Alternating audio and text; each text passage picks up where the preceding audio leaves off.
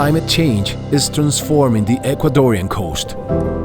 Sea levels are rising, rainfall is more intense and less frequent, and extreme events are becoming increasingly common. Coastal communities face flooding, disease, and millions of dollars in economic losses. Amid this crisis, mangroves rise as silent heroes. They act as natural barriers, protecting more than 89,000 people and preventing losses of up to $250 million each year. But mangroves are at risk.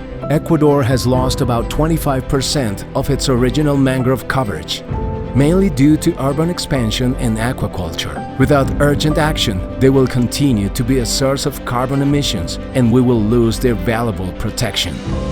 The Mangroves for Climate project aims to reverse this situation through the protection and restoration of mangroves and by coordinating efforts among communities, the private sector, academia, and government.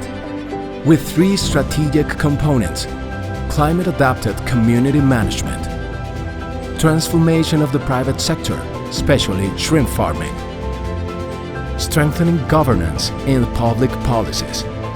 The project promotes sustainable practices as well as economic incentives for mangrove stewards and creates the conditions to conserve these ecosystems in the long term. All of this with the goal of mitigating 4.6 million tons of CO2 and improving the quality of life for more than 41,000 people. Mangroves are reservoirs of irrecoverable carbon. Protecting them is not only vital for Ecuador, but for the entire planet. Restoring them means reclaiming hope, resilience, and the future. With support from the Green Climate Fund, the Ministry of Environment and Energy, Conservation International, the private sector, and local communities, we are building a conservation model that brings together adaptation, mitigation, and climate justice.